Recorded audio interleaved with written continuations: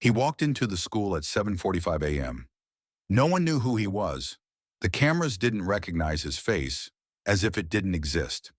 He walked down a hallway that smelled of wax and fresh paint. He was wearing a school uniform, tailored to perfection. But he wasn't a student. He never had been.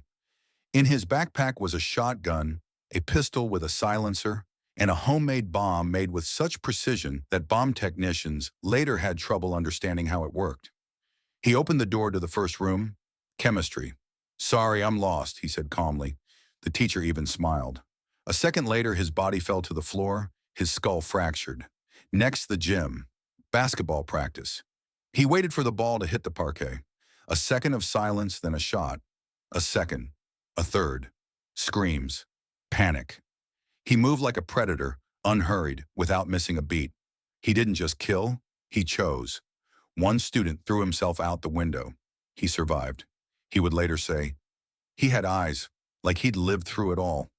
When he left behind 18 bodies. All of them were clearly chosen, not a single random one. He got into a white van and drove away while the sirens were just starting to get closer. But then, something strange began. He didn't hide. 2 hours later, he appeared in the very center of the city, Vanguard Capital Bank. 52 floors of glass facade, and at the same time a call to the police. "There will be a massacre in your bank in 5 minutes. Don't try to stop me." Someone panicked. Someone thought it was a prank. But at 9:30, a man in a clown suit and mask appeared in the lobby. In his hands was a case with wires. He said, "This is not a robbery. This is an exam. Let's see who passes." The explosion in the lobby distracted the guards. He was already on the second level, where the cash was kept. He knew the codes. He knew where the hidden cameras were hidden. He moved as if he had been training for years. Hostages, 4. One tried to escape, got a bullet in the leg. He told him, "You don't understand. I'm not after money, I'm after attention." 22 minutes, 50 million. He left in a police uniform, in a real patrol car stolen 3 years ago in another state. No traces left, no fingerprints, no hair, no DNA. As if he didn't exist. Until someone found a note in an abandoned house. It read, "This is just the beginning. Everything you know is a lie. I'll show you what's going on behind the mirror." The first victim was a teacher. He knew. The first bank is a front. It's not the money, it's the files. The next step is when you stop laughing. The FBI opened a case, but soon it disappeared, and so did he. And in the shadows in one of the dark basements, a screen turns on. On it are the cameras of the school and the bank.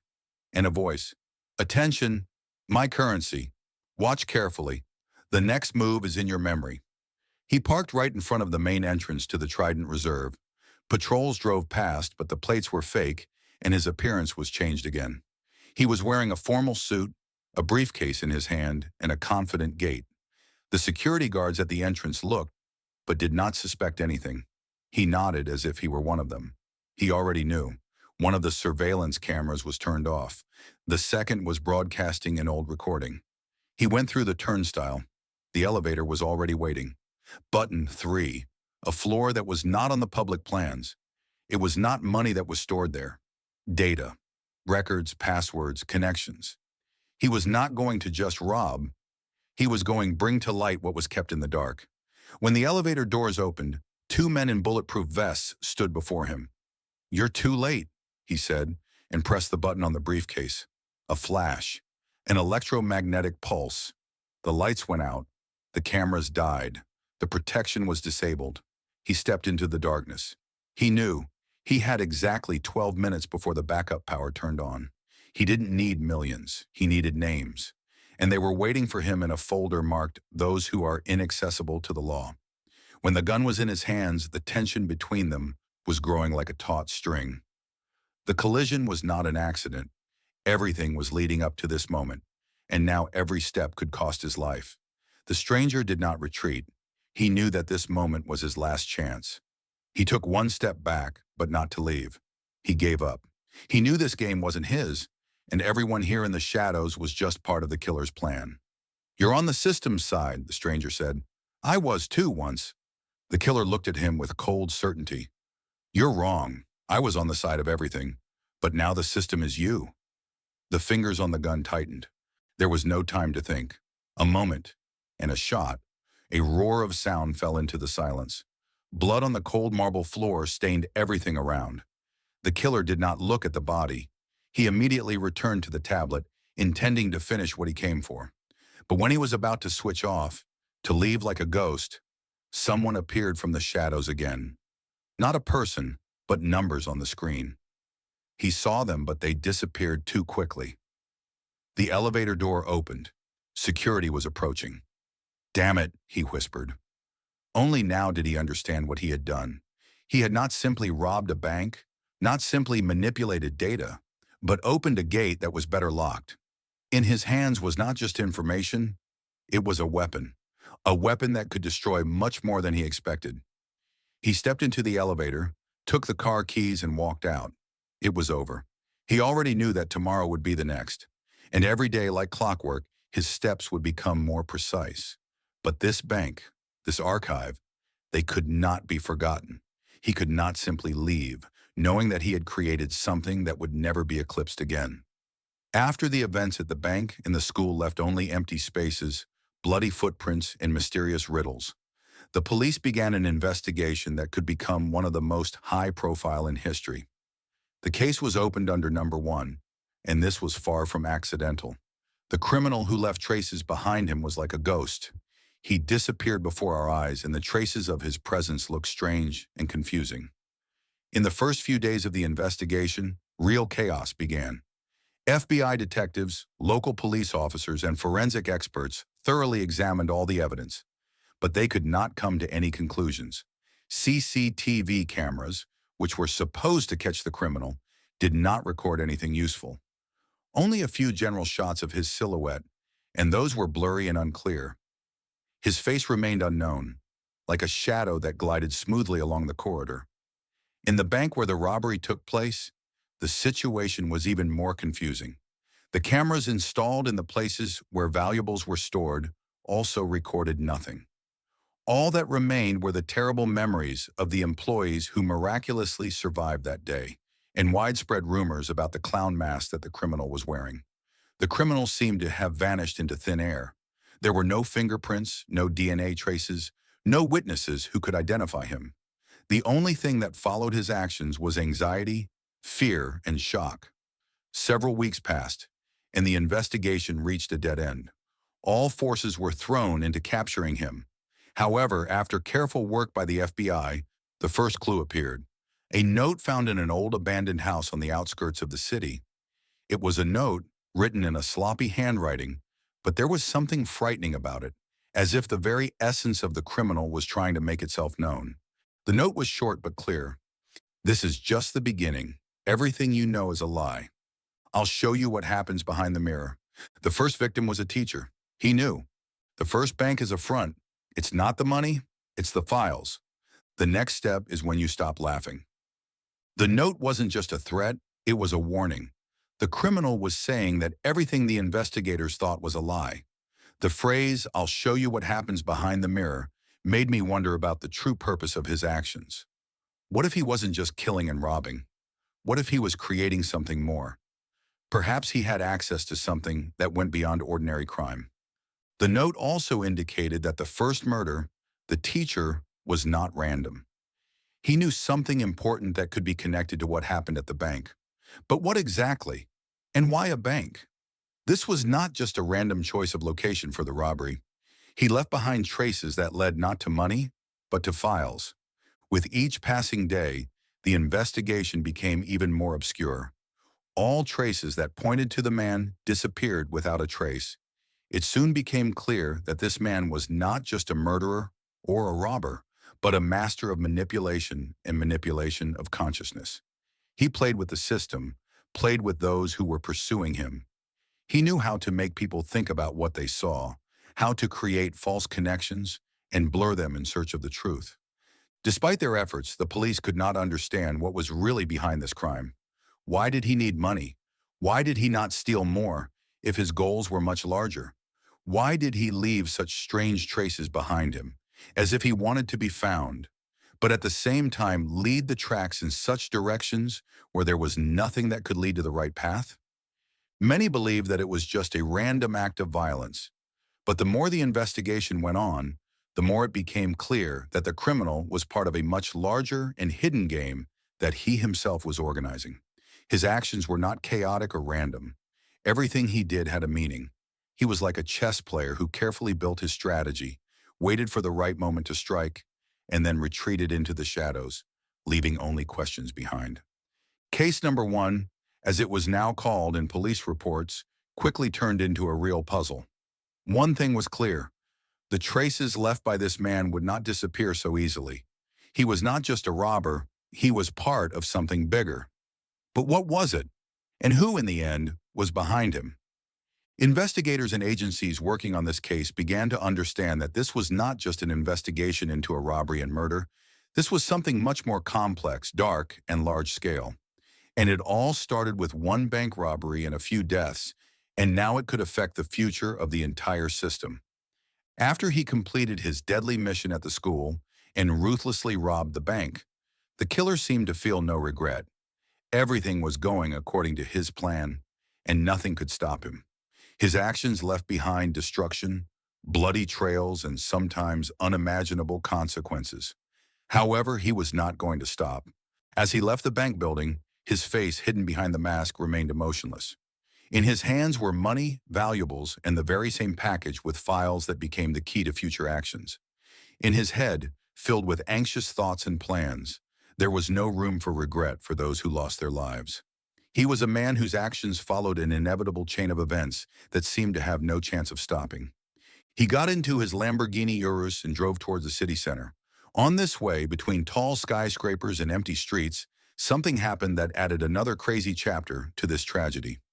At the crosswalk in front of one of the old houses, an elderly woman stood. Her steps were slow, and it seemed that nothing could threaten her in this quiet area. She tried to cross the road, thinking about her daily life. However, her unhurried step did not have time to bring her to the safe side. As the Lamborghini passed by, its driver swerved the wheel, hitting the old lady without braking. It all happened too fast, and when he saw her body lying on the road, it didn't even occur to him to stop. She lay motionless, and his car was already disappearing into the foggy morning of the city. But all he left behind was another trail, another random victim, and this death was as senseless as the previous ones. For a few minutes, it seemed like everything had stopped. But no, he didn't think about it. There were important tasks in his life, and the old lady was just another statistic. He continued driving through the city streets as if nothing had happened. The police, puzzled by the number of bodies and the uncertainty of his motives, were now even more stunned by the new incident. The investigation into the murder and bank robbery continued, but the addition of another tragedy in the form of a traffic accident only complicated the investigation. The police did not know how to connect all these elements, not realizing that his every move was part of something larger, planned with cold-blooded precision. After he was apprehended, the criminal was sent to one of the strictest prisons. Case number one attracted the attention of not only the local media, but the whole world. The school, the bank, the murders, the robberies. This man became a symbol of an invisible threat that no one knew how to fight. He seemed as invisible as a shadow, elusive and unnoticeable. But now he was in the hands of the law. His sentence was handed down in the courtroom after several months of investigation. 40 years in prison, a term that should have been the end of him. But as often happens with such people, it was not the end. He was sitting in cell number 124, one of the most secure in the prison. The cell was small, with a high metal-barred window through which one could only make out the dim light breaking through the bars. He was surrounded by other prisoners, but they all knew who they were dealing with. His name had become synonymous with terror. In the days leading up to his sentencing, he met with psychologists, lawyers, and investigators, but it seemed as if his mind was somewhere else, not here. But he had no intention of sitting in prison for 40 years. His head was full of new ideas, and his desire to get out was insatiable. He had prepared long ago. In one of his secret conversations with a prisoner he had befriended, He had learned what the inside of the prison structure looked like. He had carefully laid out a plan. One morning, a month after his sentence had come into effect, the unthinkable happened. While the guards were conducting a routine check of the cells, he quietly pulled out a saw hidden in his underwear. It was small but sharp enough to cut through the metal bars.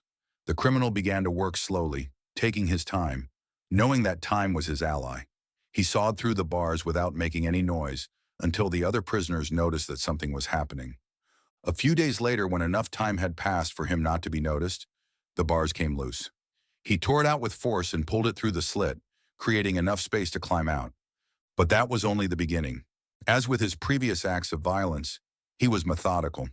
He waited until the night when the guards were on shift and crept through the ventilation shafts unnoticed, using sounds and his own cues to guide him. The path was difficult, but not impossible. He knew exactly how to escape. That night, when the prison was plunged into darkness, his tracks disappeared. The police soon discovered his escape. They began searching, but it was already clear that he was back in the game, and now no one knew where he could be. He disappeared again. But this time he left behind not only traces of murder and robbery, but also traces that stretched back to his personal game with the system he had decided to cheat. 40 years in prison became just another obstacle on the way to the next step. Prison was not a place that could stop him. In his mind, he was still searching for something more. And despite the sentence, he was not going to stop. The killer escaped. The prison cells were checked again, the doors were destroyed, but there was no trace of him. He left behind only an empty cell and a few shards of iron. Soon the brutal truth became obvious. He was free again, and no one knew where he was. Wanted notices were sent out throughout the city. Emergency security measures were introduced, but every corner was carefully checked and still nothing was found. It was as if he had vanished into thin air. Over time, the police came to a shocking conclusion.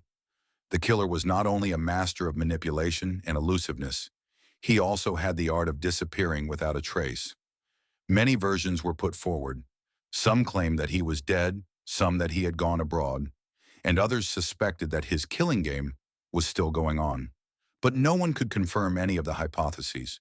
Weeks, months passed, and the traces of the criminal became increasingly dim. He had disappeared, but not forever. He was somewhere, and it was only a matter of time before he returned. The last entry found in one of his old notebooks read, «Не беспокойтесь, я вернусь. И когда это случится, вы будете знать, что это было только начало». Но теперь его местоположение оставалось неизвестным. Может быть, он был рядом, может быть, он уже среди нас. В любом случае, убийца, которого считали побежденным, был жив, и его коварный план продолжался. А теперь, в темных уголках ночи, только одно оставалось неизведанным. Когда он вернется? И какой шаг он сделает следующим? Ведь если он сделал это однажды, он сделает это снова. Кто-то из вас следит за ним. Вы знаете, кто он?